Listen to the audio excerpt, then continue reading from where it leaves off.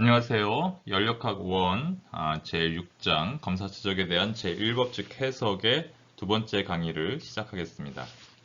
집중하셔서 잘 들어주시면 감사하겠습니다. 우리가 이제 연력학 1을 강의를 하면서 여러분들이 이제 수업을 들으면서 지금 1장부터 5장까지 해서 이제 시스템의 연력학 제1법칙까지 공부를 했습니다. 그래서 지난 시간에는 제6장을 시작했죠. 6장을 시작하면서 여러분들이 어떤 내용을 했냐 하면 질량 보존과 검사 최적에 대한 그런 이야기를 먼저 했습니다. 그리고 나서는 검사 최적에서 연력학 제1법칙을 적용한 그런 내용을 했었죠. 그리고 정상 상태에 대한 얘기를 했습니다. 오늘은 그 뒤에 이야기를 좀 하려고 하는데요. 정상 상태 과정의 예를 이제 상세하게 한번 우리 산업에서 사용되는 그런 장치들을 이야기하고 예제를 좀 풀어볼 겁니다. 자, 집중하셔서 들어보시고요. 여러분들 그 기억을 되살리기 위해서 6.1, 6.2, 6.3을 아주 간단하게 한 5분, 7분 내에 한번 살짝 맛을 보고 그 다음에 6.4로 넘어가도록 하겠습니다. 우리 검사 최적은 우리가 해석을 위해서 관심을 두고 있는 공간상의 최적이라고 그랬죠. 그래서 이제 어느 유체가 흘러가면 흘러간 유체를 계속 따라갈 필요가 없이 우리는 그 기계 내에서 어떤 시스템을 구축하고 있는 기계의 어떤 특정한 이런 어떤 최적을 우리가 감시하면서 얘가 얼마나 열이 전달받고 얼마나 일을 하고 그런 분석을 하는 것이 더 필요하기 때문에 우리가 어떤 특정한 공간상의 최적을 공간상의 최적을 이렇게 정해가지고 그걸 이제 쳐다보고 있다. 거기를 분석한다. 이런 개념이었죠. 그래서 우리가 그걸 검사 최적이라고 했고요. 설계나 해석을 위해서는 임의로 설정된 최적이지만 때로는 고정되지 않고 이렇게 보시는 것처럼 배를 따라서 흘러간다든가 아니면 엔진 내부에서 실린더가 위아래로 오르락내리락 하면서 이 부피가 변화하는 그런 경우도 있다라고 이야기했습니다. 그리고 이런 검사 최적을 구성하고 있는 이 표면을 우리가 검사 표면이라고 얘기했었죠. 이 검사 표면은 고정되어 있는 경우도 있지만 이렇게 수축이나 팽창을 하면서 움직일 수도 있다라고 얘기를 할 수가 있고요. 그 다음에 이런 열이나 일 또는 질량이 들락날락하는 것은 결국은 검사 표면을 통과하는 것이다. 그런 이야기를 했었습니다. 기억을 되살려 보시고요. 그래서 이런 검사 최적에서 우리가 처음에 이제 질량 보존을 우리가 적용을 하는 그런 얘기를 했었는데, 우리가 5.9절에서 잠시 얘기를 했었죠. 우리가 질량은 생성되거나 소멸되지 않는다. 우리가 인간이 경험하고 있는 속도 체계 내에서는요, 빛의 속도로 간다 그러면 얘기가 달라지겠지만, 아주 속도가 느린, 우리가 아무리 지금 빠르게 이동한다 할지라도 그건 빛의 속도에 비해서는 굉장히 적은 양이기 때문에 속도가 작기 때문에 우리가 그 질량의 변화는 거의 없다. 그래서 질량은 생성되거나 소멸되지 않는다라고 가정한다라고 했죠. 근데 이제 이게 검사 최적으로 되면은 이게 이제 얘기가 조금 질량이 고정된 질량을 다루는 것이 아니고 들어오고 또 나가는 그런 질량을 생각하기 때문에 우리가 검사 측정 내부로 투입되는 질량 요령, 그 다음에 외부로 유출되는 질량 요령을 동시에 고려해야 된다. 그래서 시스템에서는 질량 변화율 이퀄 0이었는데 이 검사 최적에서는 들어오는 유입 질량 요량과 들어오는 거는 당연히 더해줘야 되고 빠져나가는 거는 이렇게 빼줘야 되는 그러한 얘기를 해야 되겠죠. 근데 들어오는 입구와 나가는 입구가 하나가 아니라 여러 개가 있을 수 있으니까 이렇게 시그마를 붙여서 이야기를 한다라고 이야기를 했었습니다. 전체적으로는 들어오는 것과 나가는 것을 다 포함해서 질량은 보존된다라는 그런 의미를 갖고 있기 때문에 이런 질량 보존식을 우리가 연속 방정식 또는 continuity equation이라고 얘기를 한다라고 했습니다. 그래서 이 식을 들여다보면 결국은 검사 최적 내 질량은 유입 또는 유출되는 질량에 의해서 변화하고 다른 방법으로는 질량이 변화하지 않는다라고 생각하시면 되겠습니다. 그러면 요거를 우리가 이제 어떻게 표현할 것이냐, 요 수식을 조금 더 풀어서 생각하면 요 검사 최적 내의 질량은 우리가 검사 최적 내에서 밀도를 부피에 대해서 접근한 것과 같다라고 이렇게 말씀을 드렸었죠. 그래서 요 부피를 우리가 비최적분의 1로 이렇게 표현해서 각각 어떤 특정한 그 검사 최적 내에서 뭐 예를 들면 여기가 액체고 여기가 윗부분이 이제 포화 증기로 되어 있을 때 이렇게 되어 있을 때 각각을 이렇게 예를 들어서 A라는 영역, 그 다음에 B라는 영역을 이렇게 각각 나누어서 다 더해주면 된다. 이 최적에 대해서 다 부피를 질량을 우리가 다 더해주면 된다라고 생각하시면 된다고 그랬죠. 그 다음에 이제 들어오는 거랑 나가는 거를 생각해야 되기 때문에 우리가 질량 유동률을 우리가 고려를 해야 되는데 그 질량 유동률 다시 말해서 질량 유량이라는 것은 그 입구나 출구에서 밀도 곱하기 질량 유량을 곱한 것이 바로 질량 유량이죠. 밀도와 최적 유량입니다. 밀도와 최적 유량을 곱한 것이 질량 유량이 되는 것인데 그러면 이 최적 유량은 무엇이냐? 최적 유량은 검사면에서 속도를 면적에 대해서 접근한 것이죠. 그래서 요것을 우리가 접근을 하면 최적 유량이 나온다는 것은 여러분들 유체역학에서도 아마 배우셨을 거예요. 그래서 면적 곱하기 속도는 요거가 미터 퍼 섹이고 요 단위가 요거 면적은 미터 제곱이 되기 때문에 요 두 개를 곱하면은 미터 세제곱 퍼 세칸이잖아요. 다시 말해서 어떤 특정 면에서 얘가 요 면적에다가 속도를 곱하면 우리가 최적 유량이 나온다라는 거죠. 그래서 요거를 우리가 Q를 이렇게 대입하면 되는데 만약에 속도가 그 면에서 일정하다 그러면 여기 바깥으로 나올 수가 있죠. 바깥으로 나온 속도가 일정하게 V라고 나오고 그러면 결국은 이 A에 대해서 접근한 거니까 그거는 검사면에 대해서 DA를 접근하면 결국은 A 자기 자신이 되죠. 그래서 VA 나누기 비체적 평균 비체적으로 이렇게 표현을 할 수가 있는 이러한 질량 유량식을 우리가 구할 수 있다라는 거죠. 그래서 이 위에 있는 요 식은 검사 최적은 이렇게 표현할 수 있고 그 다음에 질량 유량은 이렇게 표현할 수 있다라고 이야기를 할 수 있는데 사실은 이런 적분식은 사실은 거의 잘 안 쓰고 생각보다 굉장히 쉽게 문제에서는 풀 수 있다라는 것을 이제 나중에 보시게 될 겁니다. 이게 이제 6.1의 질량 보존과 관련된 식이었고요. 그 다음에 검사 최적에 대한 연력학 제1법칙이 우리가 이제 6.2에서 공부를 했었죠. 그래서 검사 최적으로 가기 위해서 우리가 일정한 질량에 대한 고정된 질량에 대한 그 에너지 보존식은 dt분의 de는 q-w-였는데 여기 요거를 이제 검사 최적으로 확장되면은 이제 결국은 어떤 질량이 갖고 있는 에너지를 고려해야 될 거고 나가는 질량이 갖고 있는 에너지를 고려해야 된다라고 말씀을 드렸었죠. 그래서 검사면을 통과하는 유체가 갖고 있는 단위 질량을 우리가 생각해야 되는데 그 단위 질량을 우리가 4장에서 배운 것처럼 내부 에너지, 운동 에너지, 그다음에 유치 에너지 이렇게 생각할 수가 있고 또 다른 하나는 질량이 경계를 통과하기 위해서는 항상 경계의 이동일이 존재해야 된다라고 했죠. 그 경계의 이동일은 우리가 그 유동일률이라고 하고요. 그럼 그 경계면에서 우리가 F 곱하기 V인데 이게 결국은 일률이 되죠. 그런데 그 경계면에서 우리가 속도 V는 그대로 놓고 F는 뭐냐? 압력 곱하기 면적이 우리가 F가 되겠죠.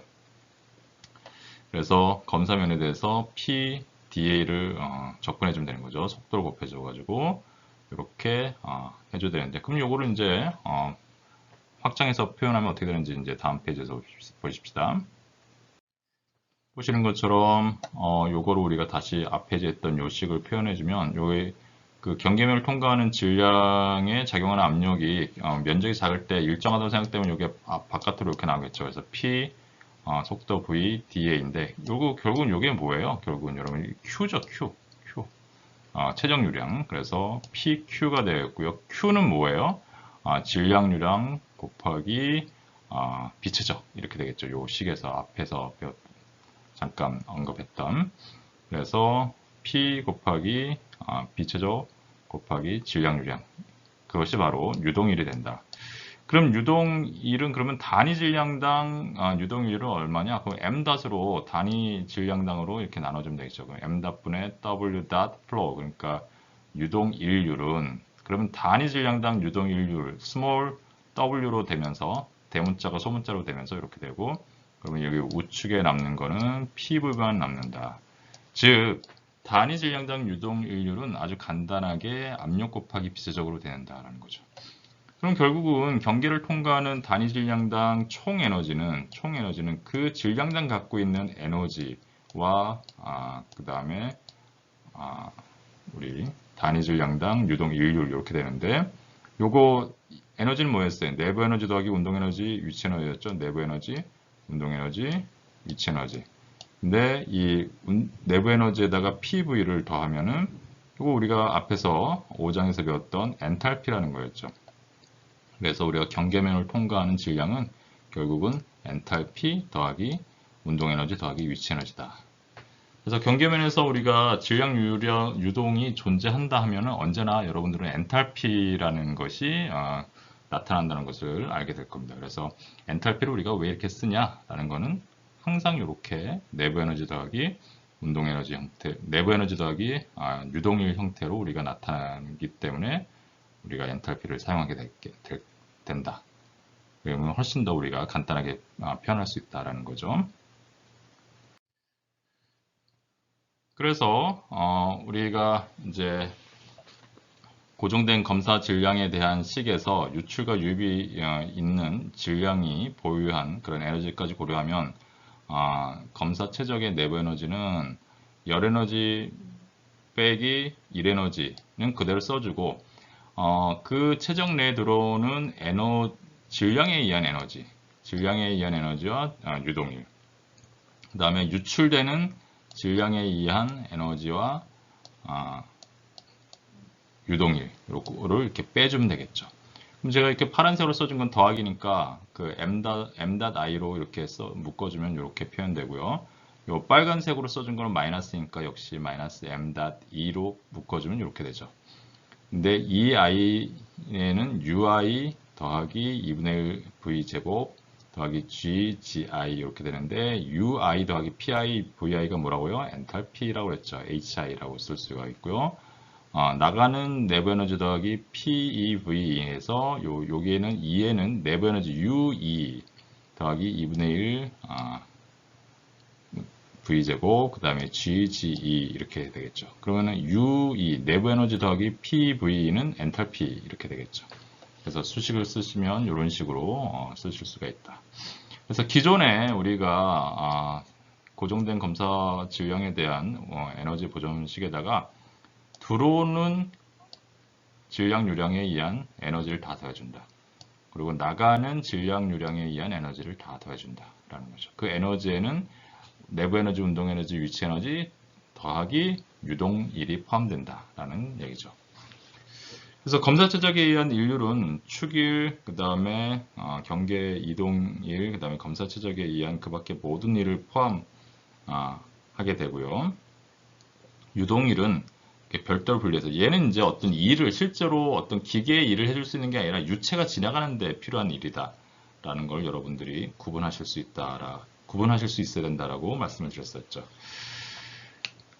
이렇게 써주는데 문제는 얘가 들어오는 질량과 나가는 질량이 입구와 출구가 하나가 아닐 수가 있어요. 여러 개가 있을 수 있으니까 여기다 이렇게 시그마를 붙여준다라는 말씀을 했었고요. 그래서 가장 일반적인 연력학, 검사 최적에 대한 연력학 제1법칙, 즉 에너지 보존식은 이런 식으로 써줄 수 있다라고 얘기를 했었죠. 그래서 에너지 제1법칙의 의미는 검사 최적의 내부 에너지의 변화율은 정미 열 전달 고려해 주시고요. 그 다음에 정미 일률 고려하신 다음에 유입과 유출에 의한 에너지, 질량 유동에 의한 에너지를 다 고려해 준 것이 바로 연력학 제1법칙이다. 그러니까 이런 에너지를 다 합하면 우리가 검사 최적 내에 에너지 변화율과 같다라는 것이었죠. 이렇게 한 다음에 우리가 정상 상태의 과정에 대해서 잠깐 얘기했어요. 정상 상태의 과정이라는 것은 뭐냐면은 많은 설비들이 시동 또는 정지 상태처럼 아주 일시적으로 과도기를 제외하면 굉장히 오랜 시간에 걸쳐서 일정하게 유지하면서 일정한 상태로 운전된다라는 거였죠. 예를 들면 거대한 발전소의 터빈이라든지 그 터빈에 붙어 있는 압축기라든지 보일러라든지 이런 것들은 다 대부분 굉장히 정상적인 즉 오랜 시간 동안 변화하지 않으면서 운전이 된다는 거죠. 그래서 이런 정상 상태를 우리가 해석하는 주요 과정은 뭐냐면은 그 정상 상태 그에라고 가정하는 그런 기계는 우리가 어떤 기준 좌표계에 대해서 정지되어 있다. 우리 기계를 우리가 보통 고정시켜 놓고 사용을 하잖아요. 그래서 기준 좌표계에 대해서 정지되어 있다라고 하는 거죠. 그래서 그런 정지된 좌표계를 기준으로 해서 측정된 입구로 들어오는 속도 또는 출구에서 나가는 속도 그 속도를 우리가 검사 표면에서의 속도로 가정한다라는 거였죠. 그 다음에 시간에 대해서 변화하지 않으니까 앞에서 우리가 질량 보존식에서 dt분의 dm이 0이고요. 그 다음에 에너지 보존식에서 dt분의 de equal 0 이렇게 되겠죠. 그래서 시간에 대해서 또 변화하지 않으니까 질량이 검사 표면을 통과할 때 그 검사 표면을 통과하는 그런 각 지점에서 질량 유량이라든지 아니면 질량의 상태, 즉 시간, 질량 유량뿐만 아니라 그 질량 유량이 갖고 있는 엔탈피, 그 다음에 운동 에너지를 뜻하는 속도, 그 다음에 위치 에너지를 표현하는 그 높이는 항상 일정하다라고 이렇게 생각하시면 되겠습니다. 그 다음에 그렇게 일정하게 유지가 되려면 일정한 열 전달률과 일정한 일을 하고 있어야만 우리가 기계가 일정하게 유지가 되겠죠. 이런 가정을 우리가 사용한다라는 겁니다. 그러면 앞에서 배웠던 우리가 연속 방정식, 다시 말해서 질량 보존식은 여기서 보면 얘가 0이잖아요. 그러니까 시그마 mi 닷 마이너스 시그마 mi 닷은 0이다 이렇게 되겠죠. 그럼 요거 얘가 요 마이너스 요 빨간색이 이쪽으로 이렇게 넘어오면 이런 식으로 표현되겠죠. 즉 들어오는 질량유량은 나가는 질량유량이랑 같다. 그래야지 내부에 있는 그 검사 측정 내에 있는 질량유량이 항상 변화율이 없다라고 이렇게 가정할 수가 있겠죠. 그래서 들어오는 질량유량은 나가는 질량유량이랑 같다. 이게 이제 정상 상태 조건에서의 연속 방정식이고요. 그다음에 연력학 제일법칙, 즉 에너지 보존식에서는 이 검사 측정 내에 에너지가 이퀄 0이어야 되니까 얘가 0이어야 되니까 여기 보시는 것처럼 여기 앞에 플러스인 건 제가 이렇게 파란색으로 쳐놨고요. 여기 마이너스인 건 이렇게 제가 빨간색으로 만들어 놨습니다. 그러니까 Q.CV 그 다음에 시그마 mi hi 더하기 2분의 1 vi의 제곱 더하기 gi 가로 닫고 는 해서 요 빨간색은 요쪽으로 다 넘어가면 되겠죠. 그래서 w 플러스 시그마 mi 가로 열고 h 더하기 2분의 1 v의 제곱 더하기 ge 이렇게 해서 들어오는 열 에너지, 다시 말해서 열 전달되어 오는 열 에너지, 열 전달로 들어오는 열 에너지 더하기 질량 유입에 의한 에너지는 그 시스템이 하는 일 더하기 질량 유출에 의한 에너지를 우리가 더한 것과 같다. 이렇게 연력학 제일법칙을 구상할 수가 있겠습니다. 자, 여기에다가 우리가 만약에 이렇게 써놨지만 우리가 이제 가장 일반적인 식으로는 이렇게 출입되는 출입과 들어오는 질량과 나가는 질량의 그 출구가 여러 개일 때는 이렇게 시그마로 표현되는데 만약에 유입되고 또는 유출되는 통로가 하나인 경우에는 요 시그마를 써줄 필요가 없겠죠. 하나밖에 없으니까. 그런 경우에는 들어오는 거나 나가는 거나 다 m-으로 쓸 수가 있겠죠. 왜냐하면 여기서 입구와 출구가 하나씩밖에 없으니까 그렇죠? 시그마가 여기 없는 거랑 마찬가지잖아요. 그러면 mi-은 m이다. 즉 들어오는 질량유량은 나가는 질량유량이랑 같다. 그러니까 굳이 그러면은 i랑 2를 써줄 필요 없고 그냥 m-으로 이렇게 써주면 되겠죠. 이렇게 되면 여기서 보시면 요거 에너지에서도 들어오는 거랑 나가는 거에 대한 것을 우리가 별도로 이렇게 더하기를 다 해줄 필요가 없죠. 그래서 이렇게 Q.CV 더하기 M.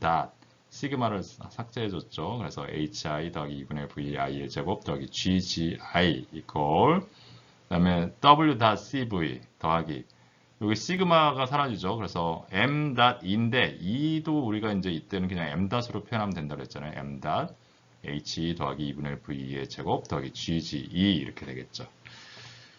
그래서 이렇게 들어오는 질량이 결국 그냥 m.으로 쓰면 되는 거죠. 그 다음에 나가는 질량 m.으로 쓰면 되고 이렇게 표현되면 그러면 양변이 m.으로 다 나눠주면 요것도 m., 요것도 m.이니까 m.으로 다 나눠주면 m.분의 q.cv 더하기 m.분의 m., m.분의 w.cv 더하기 m.분의 m.dn인 거.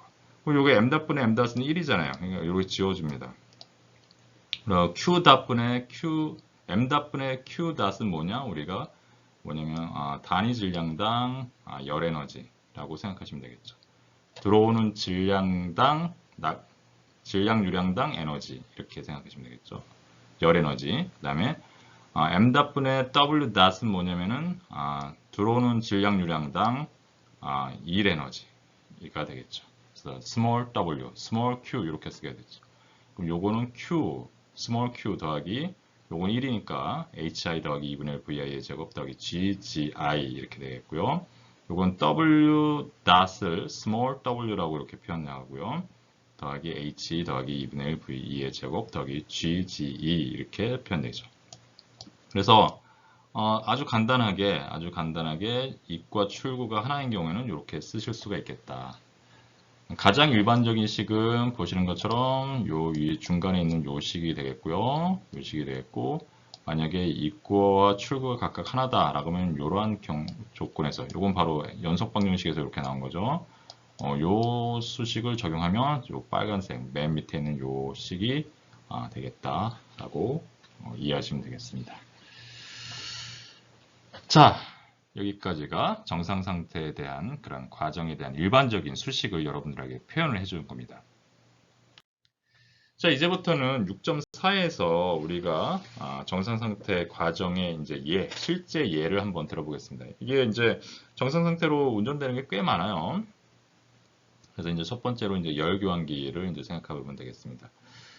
열교환기는 이런 어떤 배관 시스템을 통해서 두 개의 배관, 그러니까 뜨거운 유체가 지나가는, 그 다음에 차가운 유체가 지나가는 이런 별도의 관이 있는 거죠. 그래서 그러한 관에서 관과 관의 벽을 통해서 뜨거운 유체로부터 차가운 유체로 우리가 열이 전달되는 거죠. 그래서 배관 시스템을 통과하는 그러한 단순한 유체 유동을 우리가 이용하게 됩니다. 대부분의 열교환기가. 그래서 어떤 유체가 이렇게 들어와서 이렇게 지나가면서 열을 이렇게 안에서 이렇게 받기도 하고, 얘가 만약에 차가운 유체면은 이 안에 있는 유체로부터 벽면관을 통하면서 우리가 열을 받는 거고, 만약에 얘가 뜨거운 유체라면 오히려 얘가 여기서 열을 이 벽면으로 전달하는 거겠죠. 그래서 열이 유체로 전달되거나, 다시 말해서 이 경우에는 이제 지나가는 유체가 이제 온도가 낮은 경우죠. 그러면서 이제 액체에서 기체로 귀하거나, 또는 유체로부터 외부로 열이 전달될 수도 있습니다. 거꾸로 뜨거운 유체가 지나갈 때는 그런 경우가 되겠죠. 자, 그러면 이제 이러한 열 교환기를 우리가 어떻게 가정에서 쓸 것이냐라는 거죠. 유체가 이제 배관을 지나기 때문에 이 배관의 이 벽으로 우리가 마찰이 존재합니다. 그래서 압력이 좀 떨어지긴 하는데, 이 압력이 떨어지는 값은 사실은 굉장히 전체 그 대기압이나 이런 거에 비해서는 아주 작은 값이에요. 그래서 이 들어가는 입구와 그 다음에 나가는 그 출구에서의 그 압력의 변화는 거의 전체적으로는 절대값은 작죠. 그래서 그거를 우리가 그냥 정확가적, 즉 압력이 거의 일정에 유지된다라고 이제 가정할 수가 있습니다. 또 여기에 이렇게 지나가면서 어떠한 뭐 축이 달려 있는 것도 아니고, 그래서 움직이는 물체가 없어요. 움직이는 게 그냥 유체만 움직여 가는 거예요. 그래서 어떤 뭐 프로펠러나 아니면은 날개가 있어가지고 그 선풍기 날개 같은 거가 있어서 유체가 지나가면서 그 날개를 돌리면은 그 이동체가 있어야지 어떤 축일이 존재하는 건데, 여기에는 그런 게 없죠. 그래서 일이 없습니다. 일이 없다. 그 다음에 운동 에너지의 변화도 여기 이 입구와 이 출구에서의 그 어떤 면적이 아주 큰 거가 아닌 이상은 운동 에너지가 들어오는 입구와 나가는 거에서의 그 운동 에너지의 차이는 없다고 봐야 됩니다. 그다음에 위치 에너지도 요 높이 차가 요게 존재하긴 하지만 이게 뭐 수백 미터 있고 막 그런 게 아니란 말이에요. 그래서 보통 아무리 커봐야 뭐 몇 미터짜리니까 그 몇 미터의 높이에 의해서 위치 에너지가 크게 변화하지도 않는다. 그래서 운동 에너지와 위치 에너지를 무시한다는 거죠. 그럼 이제 질량 보존식을 세우면 이렇게 되겠죠. 질량 보존식은 이렇게 들어오는 질량유량은 나가는 질량유량이랑 같다. 이렇게 세운. 그 다음에 연력학 제일법칙은 앞에서 이제 얘기한 것처럼 1이 0입니다. 1이. 아까 말씀드렸죠. 여기 움직이는 어떤 물체가 없으니까 내부에 어떤 뭐 프로펠러나 바람개비나 뭐 이런 것들이 없단 말이에요. 그러니까 1은 0이고 운동 에너지와 위치 에너지를 무시할 수 있다고 그랬잖아요. 이렇게 지워버리면 그러면 이쪽에 남는 거는 위에 있는 건 요거 이쪽 왼쪽에 있는 거는 Q.CV 더하기 시그마 M.IHI 들어오는 입구에서의 질량유량과 그 다음에 엔탈피의 곱의 합은 여기는 지워지고 남는 건 뭐예요? 요거밖에 없죠. 여기 다 지워졌잖아요. 이거. 그쵸? 그래서 나가는 질량유량 곱하기 나가는 엔탈피의 곱의 합 이렇게 된다는 거죠. 즉 우리가 입구와 출구에서의 그 질량, 유량이 갖고 있는 그 엔탈피의 합의 차이는 결국은 그 열 전달량이다. 만약에 얘가 들어와서 열을 받고 나간다 그러면은 얘가 이 나가는 요 녀석이 이거보다 더 큰 값을 갖는 거고, 만약에 열을 잃었다 그러면은 나가는 이 질량유량의 엔탈피가 이 들어오는 질량유량의 엔탈피의 합보다 작다. 뭐 이렇게 생각하시면 되겠습니다. 그래서 이런 아주 간단한 식으로 보시는 것처럼 이 유해식처럼 원래 식은 이만큼 이렇게 복잡했지만 우리가 열교환기로 되면 보시는 것처럼 이렇게 간단한 이런 식으로 축약된다라는 거죠. 이게 열교환기에 대한 식이었습니다. 그 다음에 이제 많이 나오는 것 중에 하나가 이제 노즐이나 디퓨저입니다. 이제 이 노즐은 보시는 것처럼 이렇게 면적이 줄어들어서 속도를 높여주는 거예요. 디퓨저는 이렇게 면적이 늘어나가서 속도가 감소하는 대신에 이제 압력이 높아지는 그런 기계의 장치죠. 그래서 기하학적인 형상을 이용해서 유체의 압력과 속도를 변화시켜주는 장치. 때로는 압력이 증가하고 속도가 감소하는 것. 이게 디퓨저고요. 그 다음에 압력은 감소하면서 속도가 증가하는 것. 이게 이제 노즐이 되는 거죠. 노즐은 유체의 압력을 저압으로 우리가 팽창시키면서 속도를 증가시키는 거예요. 속도를 증가시키는 거. 나가면서 면적이 줄어드니까 속도가 증가되겠죠. 디퓨저는 유체가 면적이 증가하니까 속도가 감소하면서 대신에 유체 압력이 증가하는 장치입니다. 노즐 장치의 반대죠. 이건 정반대, 서로 반대의 개념입니다. 이렇게 보시는 것처럼 반대의 개념으로 되어 있다. 자, 중간에 여기에는 요 사이에 어떤 바람개비나 어떤 프로펠러 이런 것들이 없습니다. 움직이는 부분이 없기 때문에 어떠한 일도 포함되어 있지 않다. 그 다음에 이제 열 전달도 없고 위치 에너지의 변화는 거의 무시할 수 있다. 여기 지금 여기 살짝 요 중심에 요걸 그려보면 이 중심의 높이는 같죠. 그래서 위치 에너지의 변화는 무시할 수 있다. 그리고 들어오는 거와 나가는 거가 입구가 각각 하나씩이라는 걸 여러분들 보실 수가 있습니다. 그래서 들어오는 질량유량은 나가는 질량유량이랑 같다라는 거고요. 그 다음에 연력학 제일법칙을 쓰면 이렇게 되는 거죠. 그런데 아까 보시는 것처럼 위치 에너지를 무시할 수 있다고 했어요. 무시하고 그 다음에 열 전달을 무시할 수 있다고 했습니다. 여기서는 이건 열 전달을 일으키는 장치가 아니라 그냥 지나가는 장치예요. 그래서 열 전달 무시하고 그 다음에 내부에 어떤 유체가 유체에 의해서 움직이는 파트가 없으니까 부품이 없으니까 이 경우에는 그냥 일도 사라집니다. 그러면 어떻게 쓸 수 있냐? 여기 왼쪽에서는 m.i는 hi 더하기 2분의 1 vi의 제곱 그 그 다음에 오른쪽에서는 요거 지워주면 m.e는 h 더하기 2분의 1 v2의 제곱 이렇게 되겠죠. 따라서 결국은 엔탈피와 운동에너지의 합은 입구와 출구에서의 엔탈피와 운동에너지의 합은 동일하다라는 거죠. 입구에서의 엔탈피, 운동에너지, 출구에서의 엔탈피, 운동에너지의 합은 같다라는 거죠. 다시 말해서 그러면 입구와 출구에서의 운동에너지의 차이는 결국 엔탈피의 차이랑 같다라고도 이제 얘기할 수가 있는 거죠. 그래서 이렇게 우리가 압력을 속도로, 그다음에 속도를 압력으로 바꾸는 이런 장치, 우리가 노즐 또는 디퓨저라고 합니다. 그래서 수식이 이렇게 정말 간단하게 표현될 수 있다는 것 여러분들 이해해 주시면 감사하겠습니다. 열관계에서 두 번째로 우리가 노즐과 디퓨저에 대해서 했고요.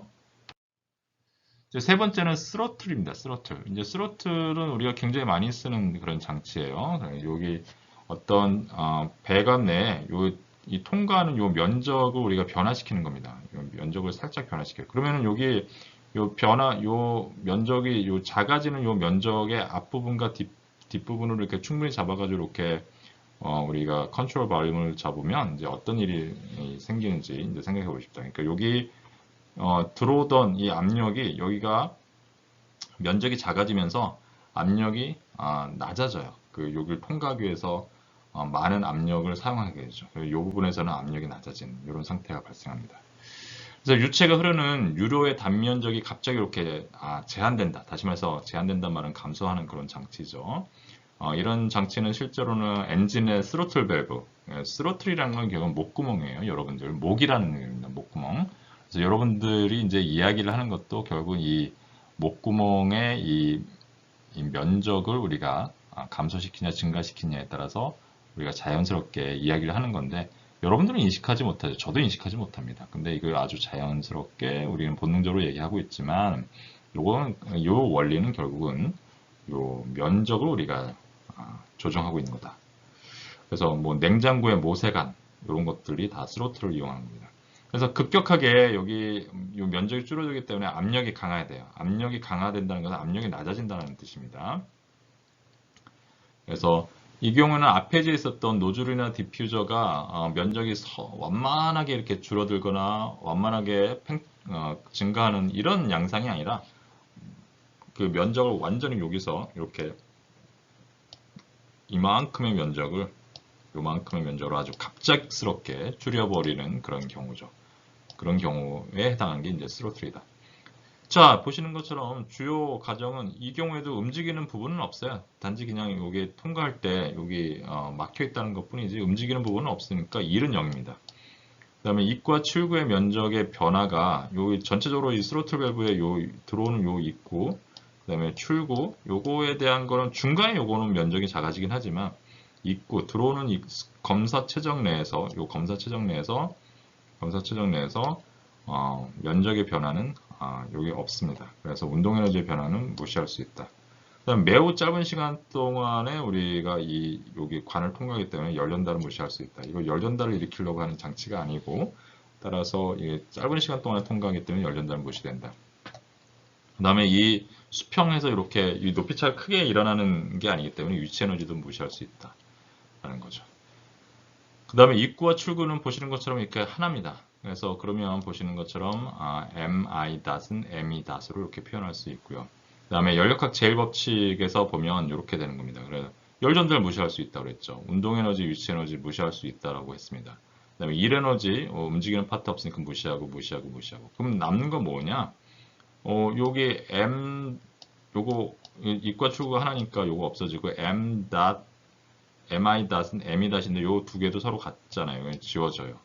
서로 양변에 똑같아져. 그럼 남는 건 뭐야? hi는 he다. 다시 말해서 우리가 스로틀은 우리가 등 엔탈피 과정이다. 다시 말해서 요 들어오는 입구에서의 엔탈피와 나가는 출구에서의 엔탈피는 서로 같다. 등 엔탈피 과정을 얘기하는 겁니다. 등 엔탈피 과정은 실제로는 이 압력이 강화하면서 압력이 낮아지면서 우리가 어떤 상태의 변화를 동반하는 경우가 많습니다. 이제 뒤에서 예제를 풀어주겠지만, 그래서 이 압력이 줄어들면 어떻게 되겠어요? 내부 에너지가 반대로 되겠죠. 얘가 증가하거나 그런 일이 벌어져야겠죠. 그런 일들을 우리가 여러분들이 같이 생각해야 될 겁니다. 그럼 이렇게 압력이 줄어드는 그런 경우가 많이 있냐? 많이 있습니다. 말씀드린 것처럼 엔진의 스로틀 밸브라든지 아니면은 이런 그 어떤 중간에 이런 포러스 다공 물질이 막 가로막고 있어가지고 압력이 갑작스럽게 낮아지는 그런 경우, 그런 경우들이 바로 이런 스로틀로 해석할 수 있는 그런 사례가 되겠습니다. 보시는 것처럼 이 복잡한 이 식이 아주 간단하게 등 엔탈피, 다시 말해서 들어오는 엔탈피와 나가는 엔탈피는 같다라는 이런 간단한 식으로 표현된다는 거죠. 요게 이제 스로틀에 대한 얘기였습니다.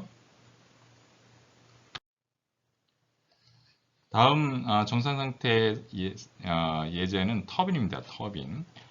터빈은 우리가 그 보시는 것처럼 유체가 지나가면서 어떤 이런 날개의 형상을 갖고 있는 이러한 틈새를 지나가면서 이 장치를 회전시키게 되는 거죠. 이렇게 회전시키는 겁니다.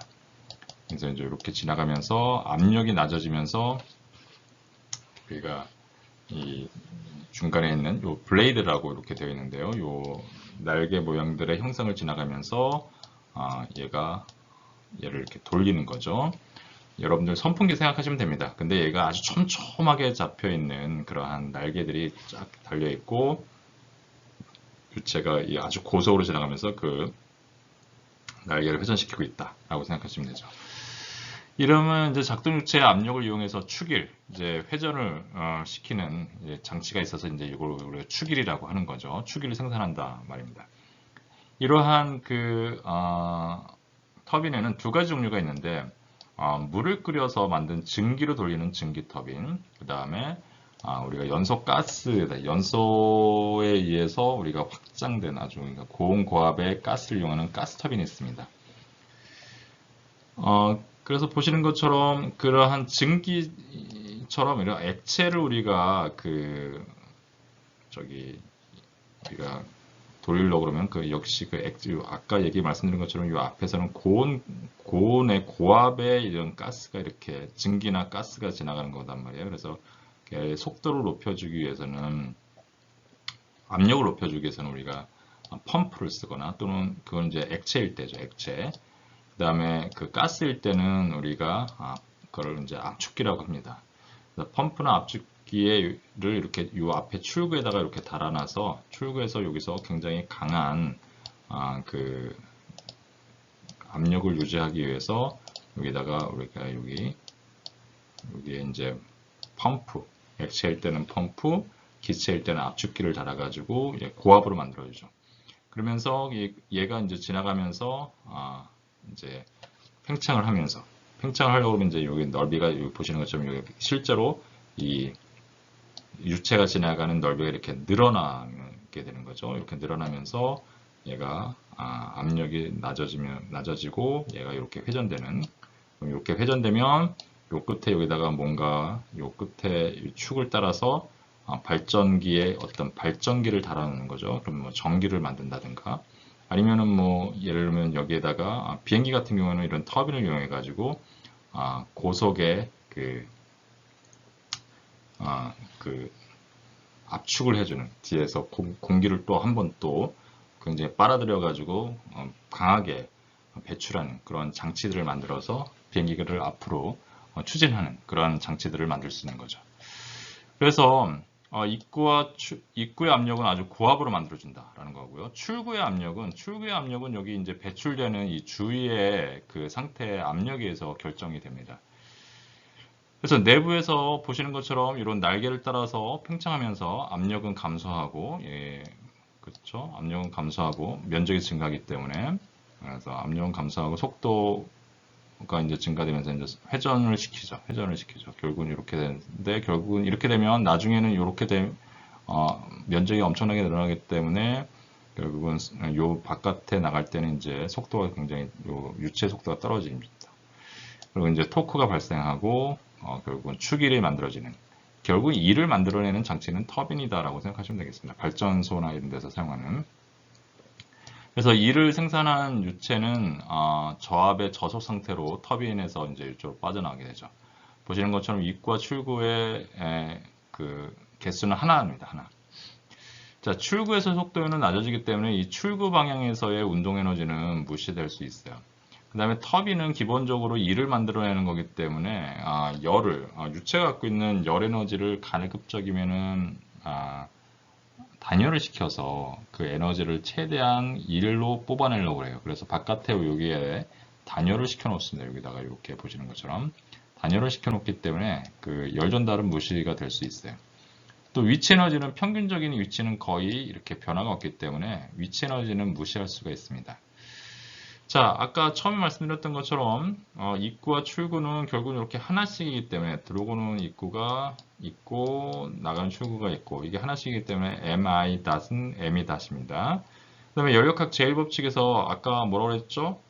E를 최대한 뽑아내기 위해서 열 에너지는 0이라고 이렇게 열 전달을 최대한 억제하는 그런 단열을 시킨다고 그랬죠. 그래서 열 전달은 무시할 수 있고 그 다음에 위치 에너지는 무시할 수 있다고 그랬어요. 그래서 얘는 이렇게 사라지고 그 다음에 나가는 출구에서의 운동 에너지는 여기 저압 저속으로 되기 때문에 여기 무시할 수 있다고 얘기했습니다.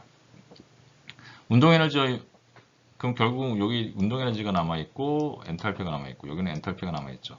근데 아까 뭐라고 했습니까? 입과 출구가 하나라고 했죠. 그래서 요 시그마는 여기에 지워져야 되고 그 다음에 mi-은 mi-니까 얘랑 얘랑 같아요. 얘랑 얘랑 같으니까 요거 양변을 요걸로 이렇게 나눠줄 수가 있겠죠. 나눠주면 여기는 hi 더하기 2분의 1 vi의 제곱이 남고 요거는 m 분의 w 이 나오니까 요거는 small w로 되겠죠. 단위 질량유량당 1이 되겠고요. 그 다음에 여기는 he가 되겠죠. 그러면 여기서 보시면 요 w 우리가 이제 궁금한 거는 터빈은 결국은 얼마만큼의 일을 하는가라는 거가 되겠죠. 그러면 얘를 여기로 이렇게 더 보내면 w는 hi 빼기 h 즉 입구와 출구에서의 엔탈피 차이 더하기 입구에서의 속도가 갖고 있는 운동 에너지가 되겠죠. 그래서 결국은 1이라는 것은 터빈에서 들어오는 유체가 갖고 있는 엔탈피와 출구가 갖고 있는 엔탈피의 차와 그 다음에 입구에서의 유체의 속도가 갖고 있는 운동 에너지로 표현할 수 있다 라고 이렇게 말씀을 드릴 수가 있겠습니다. 이렇게 해서 이제 터빈에 대한 얘기를 말씀을 드렸고요. 자, 그 다음에 이제 우리가 또 얘기할 거는 앞에서 우리가 터빈 앞에 뭘 달아놓는다고 했습니까? 압축기나 펌프를 달아놓는다고 했죠. 이거는 뭐냐면은 이 터빈에 들어가는 유체의 압력을 증가시키는 장치예요. 그래서 앞에서도 말씀드린 것처럼 액체인 경우에는 우리가 그걸 펌프라고 합니다. 물을 우리가 고압으로 이렇게 만들어줄 때는 펌프라고 그러죠. 워터 펌프라고 이렇게 얘기하죠. 반대로 우리가 기체인 경우에는 펌프라고 얘기하지 않고 컴프레서라고 얘기합니다. 그래서 우리가 유체를 빨아들여서 압력을 높여서 여기 바깥에서 이제 뭔가 이렇게 회전을 시켜서 여기 거꾸로 이제 앞에서도 날개로 우리가 터빈에서 날개를 달아가지고 추기를 뽑았었는데 여기서는 거꾸로 추기를 공급합니다. 얘를 이제 회전시켜주는 장치를 만들어서 날개를 돌려서 우리가 압력을 높여주는 그런 방향으로 날개를 만들어 놓은 장치를 꾸며놓는 거죠. 그래서 터빈과는 반대의 상황이라고 생각하면 됩니다. 터빈에서는 우리가 그 유체가 들어가서 이 날개를 돌려가지고 이를 뽑아내는 거고 얘는 이를 집어넣어서 우리 그 유체의 그 압력을 증가시키는 장치다라고 생각하시면 되겠습니다.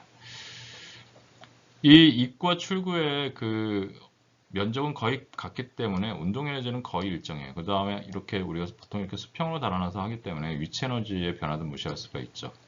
그 다음에 작동 유체를 압축할 때는 사실은 압축이 되면서 온도가 증가하고 그래서 열을 방출하는 것이 보통은 일반적인 사례지만 이게 열을 많이 전달하기에는 시간이 굉장히 짧은 기간 동안에 들어와가지고 빨리 여기를 통과하게 되거든요. 그래서 이제 열을 전달할 수 있는 시간이 충분하지 않다. 그래서 이제 열 전달을 무시할 수 있다라고 생각할 수 있는 거죠. 보시는 것처럼 터빈과 같이 이 들어오는 입구와 나가는 출구가 각각 하나씩입니다. 그래서 mi-은 mi- 되고요. 그 다음에 열역학 제일법칙 이 식에서 일반 식에서 우리가 열 전달 무시할 수 있다고 그랬죠. 그 다음에 운동에너지 입구와 출구에서의 운동에너지 무시할 수 있다고 했고, 그 다음에 위치에너지도 무시할 수 있다고 그랬죠. 그 다음에 입구와 출구가 각각 하나니까 이 시그마 이렇게 지워지죠. 그리고 mi-은 mi-랑 같으니까 얘랑 얘는 같아서 양변을 나눠줍니다. 그러면 이쪽에 남는 거는 뭐예요? hi밖에 없죠. 왼쪽은. 그 다음에 요거는 m-분의 w-니까 이건 그냥 스몰 w가 되겠고요. 더하기 he 이렇게 되는 거죠.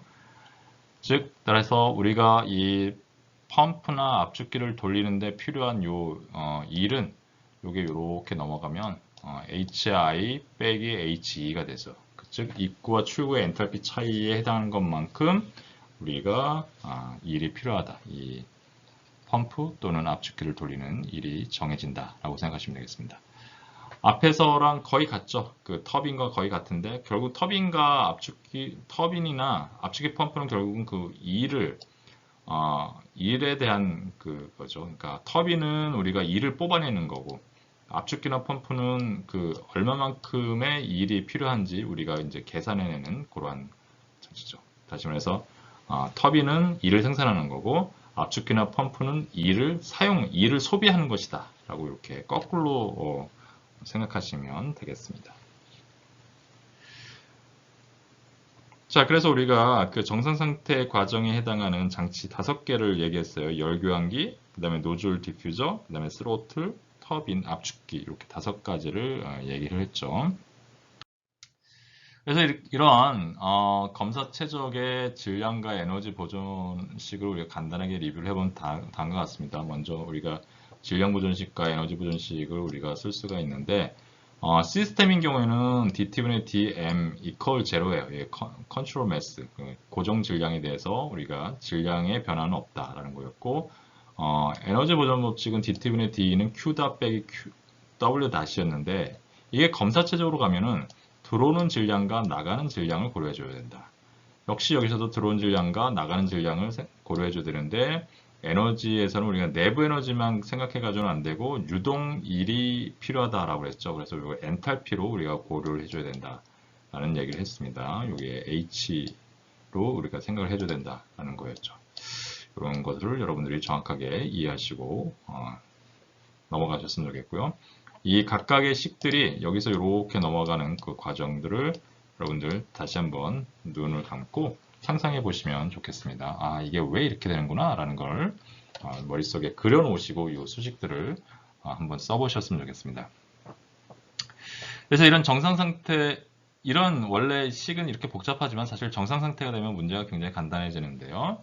정상 상태가 되면 요 부분이 이렇게 0이 되죠. 요 부분이 0이 되죠. 그래서 이게 0이 되고 이게 0이 되면 질량 보존식은 이렇게 가장 일반적인 식이 이렇게 되고 여기서는 이제 에너지 보존식은 요게 플러스에 해당하는 요거랑 얘는 오른쪽에 그냥 남고 그다음에 여기 보시는 것처럼 마이너스에 해당하는 요 부분이랑 그다음에 요 부분은 이런 왼쪽으로 가면 이렇게 되죠. 그래서 이렇게 식이 표현될 수 있다. 이게 정상 상태에 대한 정상 상태에 대한 검사 시작의 식이 질량 보존식과 그 다음에 에너지 보존식이 이렇게 각각 표현된다. 그런데 여러분들이 걱정하실 필요가 없다. 왜냐? 많은 그 장치들이 이러한 수식보다 훨씬 더 간단하게 표현된다는 거였죠. 그래서 앞에서 우리가 5종류에 대한 수식을 표현했는데 결국은 이런 질량 보존식과 에너지 보존식이 열 교환기는 이렇게 에너지 보존식이 이렇게 표현되고 노즐이랑 그 다음에 디퓨전이 이렇게 표현되고 스로틀은 이렇게 등 엔트로피로 죄송합니다. 등 엔트로피가 아니라 등 엔탈피로 이렇게 표현되고 터빈인 경우는 이렇게 표현되고 그 다음에 압축기인 경우는 이렇게 표현된다. 터빈과 압축기는 거의 비슷하죠. 근데 터빈은 들어오는 유체의 속도에 의한 운동 에너지까지 고려해줘야 된다라는 거죠. 그래서 요 식과 요 식은 거의 비슷한데 요것만 이제 고려해주면 된다라는 거죠. 물론 문제에 따라서는 이 전체 연력학 제일 법칙의 요 완전한 형태의 수식을 고려해 줄 필요도 있습니다만 이 전체적인 요런 5개 정도의 요 수식을 여러분들이 잘 이해해 주셨으면 좋겠다라는 생각을 합니다. 자, 이런 내용을 갖고 우리가 예제 문제를 풀어 보십시다. 그래서 6.4의 정상 상태 과정에 대한 그러한 여러 장치들을 공부를 했는데요. 그 중에 우리 예제를 2개만 풀어보겠습니다. 그래서 첫 번째 예제에 해당하는 거가 이제 증기 압축 냉동 사이클의 팽창 밸브나 모세관을 이렇게 지날 때, 우리가 팽창 밸브나 모세관을 아까 뭐라고 했냐면 우리가 스로틀 과정이라고 했어요. 그래서 중간에 아주 그 유체가 지나가야 되는 그런 통로를 아주 작게 만들어 놓는 그런 거죠. 그런데 이런 증기 압축 냉동 사이클은 보통 이제 암모니아라든지 아니면 다른 암모니아와 유사한 냉매를 사용하는데, 이 문제에서는 암모니아라고 했습니다. 암모니아가 냉매일 때 유체가 냉매라는 거죠. 다음 조건에서 팽창 밸브를 지난 암모니아의 건도를 계산하라 라고 했습니다. 근데 압력은 얼마로 들어갔냐면은 1.5MPa, 그 다음에 온도는 35도C로 우리가 팽창 밸브로 들어간다. 이렇게 들어갈 때,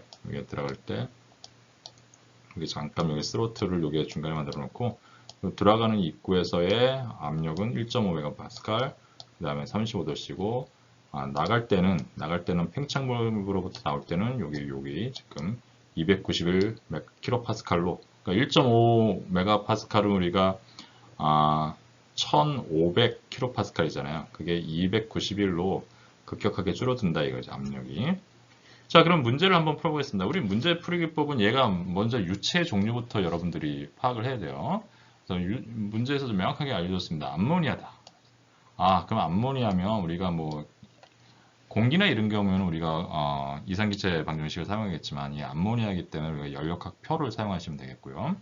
그 다음에 어떤 장치냐라는 걸 잘 생각하셔야겠죠. 그래서 스로틀이다라는 거예요. 스로틀. 스로틀이면은 정상 상태다라고 이렇게 생각하시면 되겠습니다. 그 다음에 문제풀이 기법 중에 우리가 가장 또 해야 되는 것은 우리가 초기 조건이랑 말기 조건을 정확하게 알고 있느냐라는 거죠. 그거를 한번 생각을 해보겠습니다. 그럼 먼저 초기 조건에 해당하는 입구, 스로틀에 들어가는 입구 조건을 생각해 보면, 우리가 이 암모니아의 상태가 어떤 상태인지 이제 좀 확인을 해봐야 돼요. 그래서 교과서에 우리 테이블에서 우리가 찾아보시면 우리 테이블 그 포화 상태의 테이블 B의 2.1을 보시면 우리 연력학 포화 암모니아가 나와 있죠. 거기에서 보시면 35도씨일 때 포화 압력은 1.354MPa예요. 35도씨에서. 근데 여기서는 보면 뭐라고 했어요? 입구 조건이 1.5MPa의 압력이라고 했잖아요. 근데 그때 포화 압력보다 약간 더 압축된 상태예요. 그러니까 35도씨일 때 포화 압력이 1.354라고 했는데, 현재 입구 조건은 1.5MPa예요. 그러니까 더 압축되어 있는 거죠. 더 압축되어 있는 상태니까 우리가 이거는 압축 액체다라고 이렇게 얘기할 수가 있죠. 포화 액체가 아니라 압축 액체다. 근데 이제 여러분들 이제 4장에서 이런 걸 배웠어요. 압축 액체의 연력학 변수는 동일 온도의 포화 액체의 연력학 변수로 가정할 수 있다라고 얘기했습니다. 왜 이런 얘기를 하냐? 여러분들이 갖고 있는 연력학 체계에는 이 암모니아에 대한 압축 액체의 연력표가 없어요. 따라서 이게 표가 없다고 그러면 문제를 못 푸냐? 그건 아니고, 동일 온도의 포화 액체의 연력학 변수값을 쓰면 된다라고 우리가 4장에서 배웠습니다. 잘 기억을 떠올려 보십시오. 그러면 입구 조건에서의 엔탈피는 우리가 동일 온도 35도씨일 때 포화 액체의 엔탈피를 사용하면 되죠. 그 엔탈피가 얼마냐? 테이블 B의 2.1에 보시면 35도씨일 때 포화 액체의 엔탈피를 구할 수가 있습니다. 이게 얼마냐? 346.80kJ/kg이 됩니다. 그러면 얘는 스로틀 과정이기 때문에 출구에서의 엔탈피도 알게 되는 거예요. 등 엔탈피 과정이잖아요. 스로틀 과정은. 그래서 여기에서 구했기 때문에 출구에서의 그 엔탈피는 346.8kJ/kg입니다. 그럼 이제 출구 조건을 이제 명확하게 해야겠죠. 출구 조건에서 보면 291kPa에 해당하는 그런 표를 찾아봐야겠죠. 근데 이제 표에서는 여러분들 B의 그 포암모니아의 그 열역학 표에 보시면 테이블 B의 2.1에 보면 290.9kPa이 나와요. 그게 얼마냐? 마이너스 10도씨예요. 290.9니까 291kPa이랑 거의 0.1 차이잖아요. 그러니까 그냥 그 값을 갖다 쓰겠습니다. 그래서 291kPa, 다시 말해서 마이너스 10도씨일 때, 여기 온도가 마이너스 10도라는 걸 그 옆에 이제 그 값을 보면 알 수 있죠. 열역학표를 보시면 그때 포와 액체의 엔탈피는 134.41kJ/kg, 그 다음에 포와 기체의 엔탈피는 1430.8kJ/kg이 됩니다. 그런데 포와 액체, 포와 기체 이런데 현재 여기서의 값은 얼마다? 여기서 구했잖아요. 처음에 이 입구 조건에서 346.80kJ/kg이에요. 즉, 요 출구에서의 요 값은 포와 액체 더하기 건도 곱하기 포와 액체와 포와 기체의 엔탈피의 차가 되겠죠. 그래서 포와 액체는 134 여기 나왔고요. 그 다음에 포와 기체와 포와 액체의 차이는 여기 1430이랑 134.41 이렇게 되겠죠. 건도가 이렇게 곱해져요. 그래서 이렇게 사용하시면 되겠습니다. 그럼 여기 왼쪽은 여기 값이 정해져 있고 오른쪽도 여기 이렇게 요 숫자로 되어 있고 그럼 요 x는 금방 구할 수 있죠. 1차 방정식이 되는 거죠. 그럼 x는 0.1638 다시 말해서 16.38%는 우리가 기체고 나머지는 액체가 된다 라고 이렇게 생각하시면 되겠습니다. 16.38%는 기체, 그 다음에 83.62%는 우리가 액체 상태로, 16.38은 기체, 83.62%는 우리 액체 상태로 빠져나가게 된다는 거죠. 처음에는 완벽한 액체였다가 얘가 압력이 낮아지면 우리가 이제 기화가 되겠죠. 기화. 그래서 일부분은 기체, 다시 말해서 16.38%는 기체가 되고 나머지는 그냥 원 상태에 있는 그대로 액체로 빠져나가게 된다라는 거죠. 이게 첫 번째 예제 문제였습니다. 예제 문제의 문제를 풀었죠. 자, 두 번째 예제 문제는요, 우리 터빈의 문제예요. 터빈. 증기 터빈이라고 했습니다. 증기니까 이거는 결국은 우리 그걸 가스가 아니라 증기, 다시 말해서 수증기표를 우리가 봐야 된다라고 생각하시면 되겠습니다. 열역학 표에서 수증기에 대한 것을 우리가 고려하게 될 거다라는 거고요. 1.5kg/s의 수증기가 유입이 되고 터빈에서는 열손실이 8.5kPa이다. 여기 열손실이 8.5kPa. 원래 터빈은 아까 문제에서 어떻게 얘기했냐면 열전달은 무시할 수 있다라고 가정을 해도 된다고 그랬는데 이 문제에서는 열손실을 줬습니다. 그러니까 열손실을 고려하라는 얘기죠. 그러니까 모든 터빈 문제에서 열손실을 무시하시면 안 되고요. 이런 식으로 문제에서 주어지면 이걸 고려하셔야 됩니다. 터빈으로 유입되고 유출되는 수증기 조건은 아래와 같다. 그래서 중력가 속도는 9.806이고 입구 조건에서의 압력, 출구 조건에서의 압력, 온도. 출구 조건에서의 온도는 안 주어졌어요. 건도, 여긴 0, 여긴 100%. 건도가 100%라는 말은 이게 나갈 때 여기가 지금 100%, 그러니까 완전히 포화 기체 상태로 나간다라는 거죠. 속도는 입구에서는 50m/s, 나갈 때는 100m/s 이렇게 되는 거죠. 속도, 그 다음에 기준면으로부터 여기는 6m, 그 다음에 여기는 3m, 여기 조금 낮아졌죠. 여기 3m, 이렇게 해가지고 이 차이가 우리가 3m의 차이가 난다라는 그런 걸 파악을 할 수가 있습니다. 자, 아까 처음에 얘기한 것처럼 그 터빈일 때는 열손실을 무시할 수 있다라고 했는데 문제에서 줬고요. 그 다음에 출구에서의 속도는 무시할 수 있다고 했는데 출구의 속도를 줬습니다. 그 다음에 우리가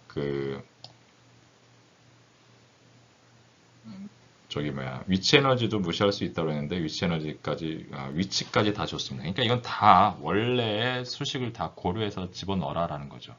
연력학 제일 법칙을.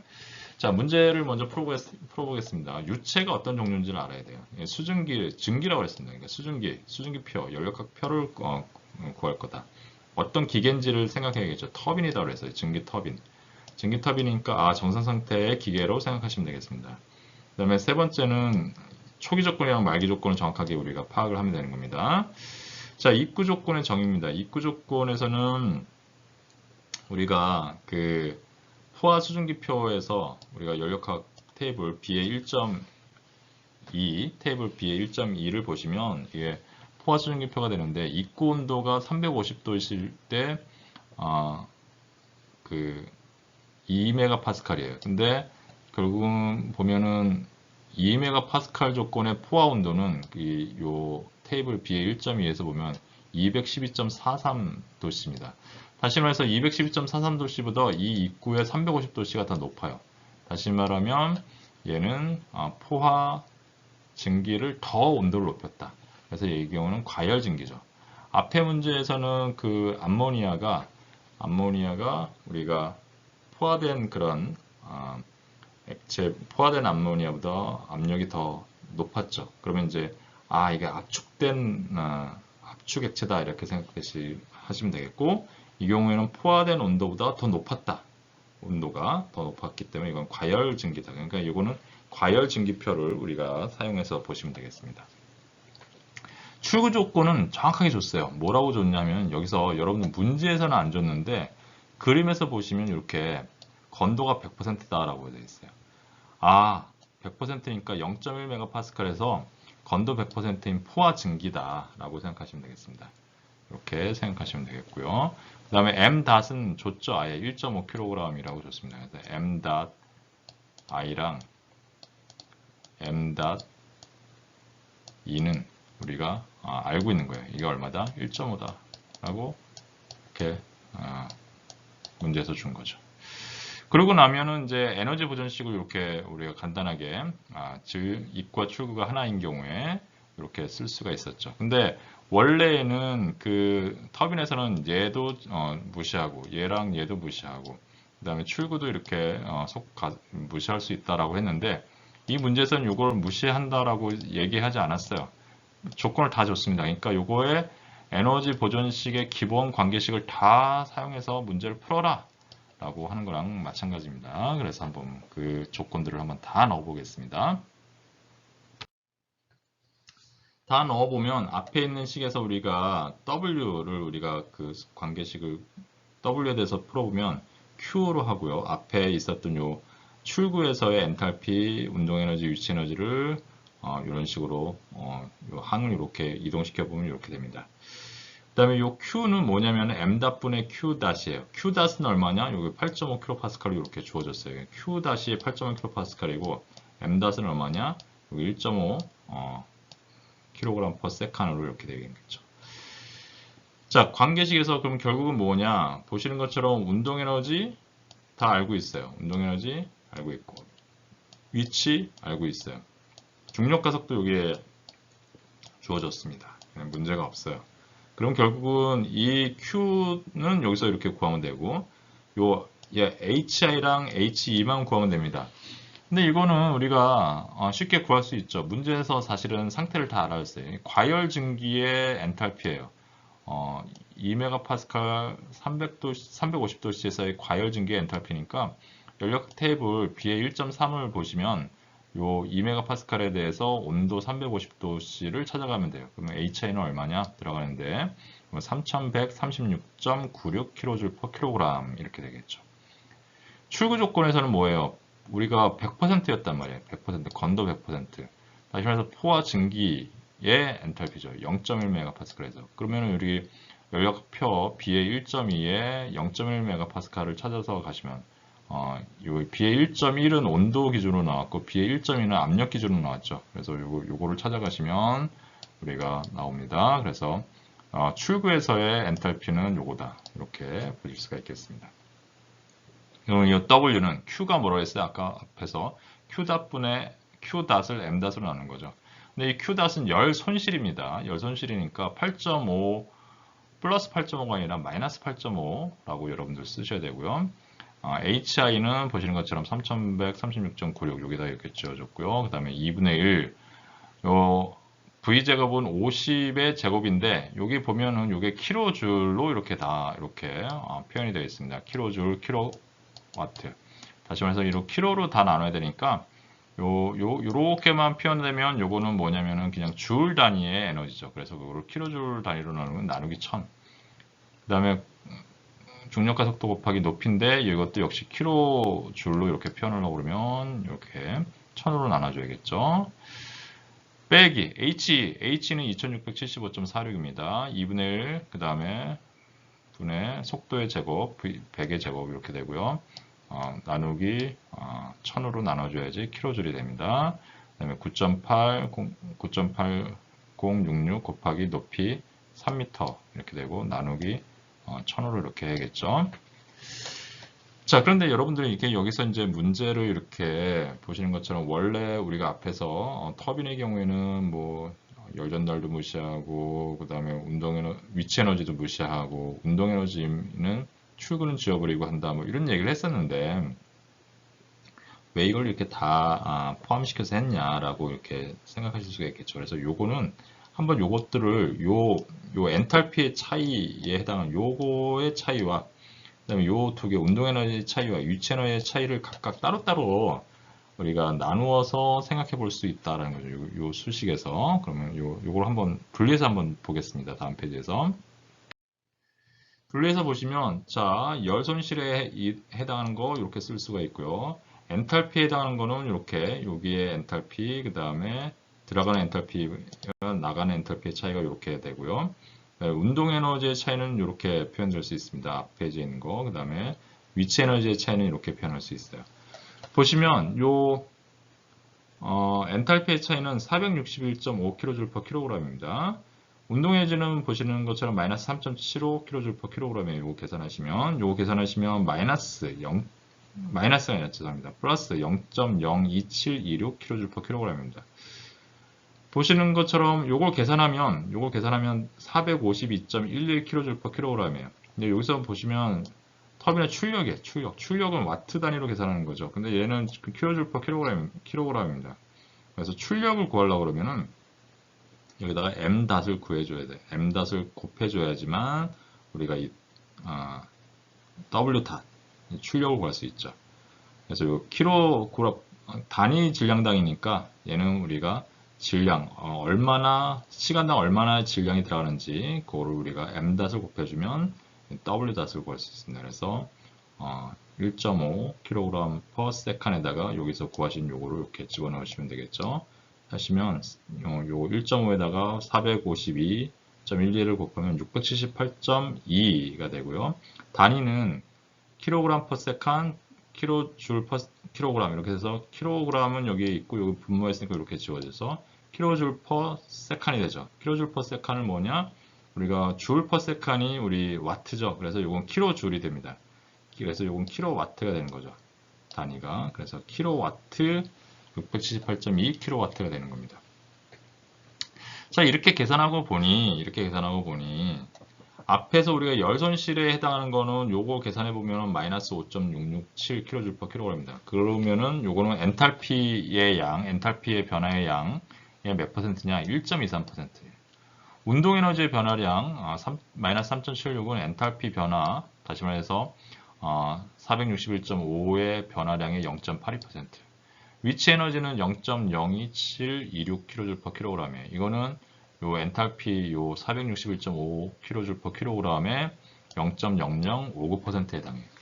다시 말해서 요 엔탈피의 변화량 대비해서 요 열손실의 차이가 보시는 것처럼 1.23%, 운동 에너지에 해당하는 게 0.82%, 요 위치 에너지에 해당하는 게 0.0059%. 굉장히 작다는 얘기죠. 뭐 한 2, 3%도 안 된다는 얘기입니다. 따라서 우리가 앞에서 이런 거를 우리가 이렇게 분리해서 여러분들에게 보여드리는 이유는 앞에서 우리가 처음에 6.4정에서 터빈을 생각할 때 열손실을 무시할 수 있다. 그 다음에 운동에너지는 출구에서 속도하는 운동에너지 무시할 수 있다. 그 다음에 위치 에너지의 차이 무시할 수 있다 라고 생각한 그러한 가정이 굉장히 합리적인 가정이라는 거죠. 그래서 앞에서 얘기한 것처럼 위치 에너지와 운동 에너지를 무시할 수 있고, 그 다음에 열 손실도 역시 무시해도 큰 차이는 생각보다 발생하지 않는다는 거죠.